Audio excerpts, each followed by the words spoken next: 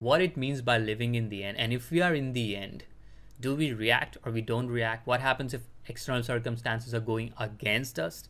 What happens if the facts or the reality we currently see is in complete contradiction to what we imagine, to what we want to create? What it means by living in the end, and how we can actually truly live in the end without actually sabotaging it, destroying it. So this time we're going to take a little bit of help of Hollywood to cement this concept. My name is Rohit, and I've been studying about law of attraction manifestation for years now. And my goal with this channel is to help people understand the power of imagination and to help them create their dream life. Please subscribe to this channel if you haven't already. And if you have any interesting comments, please post them in the comment section below. I would love to know your thoughts.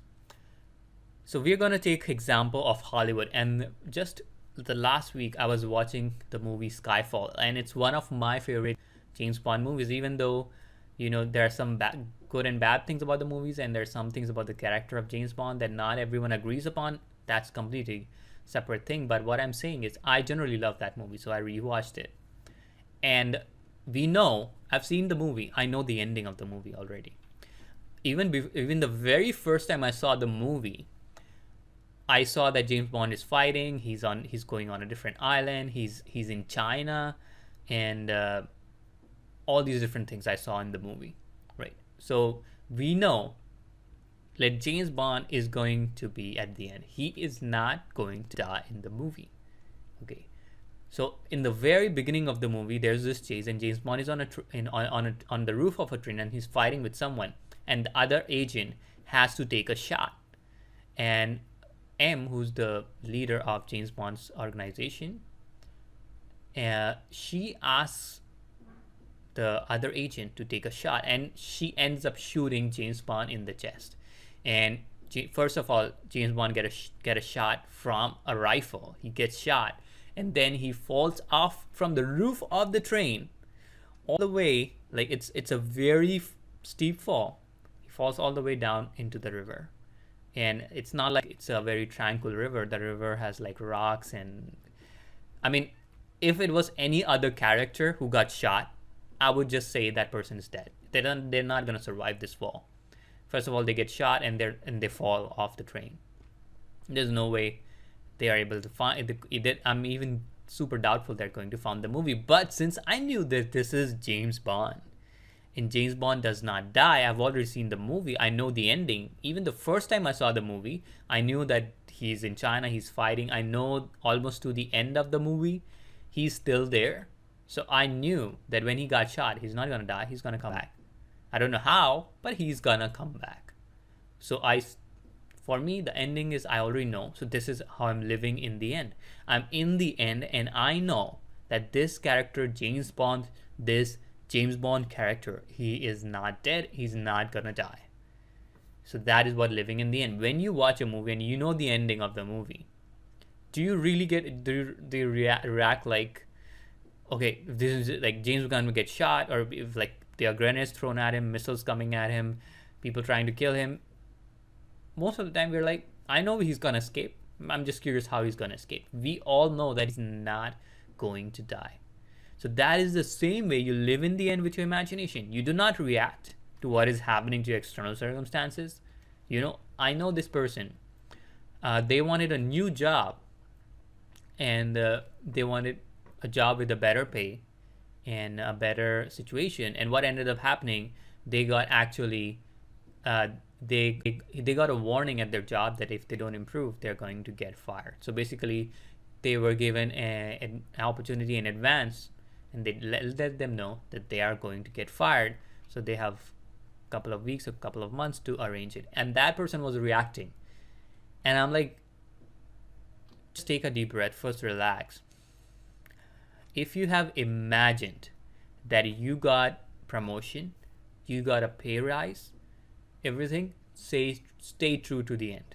It does not matter what the external circumstances are right now.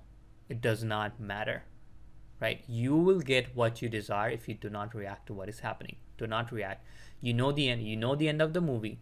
You live in the end where you have the promotion, you have the kind of recognition, the job you desire, and it will happen.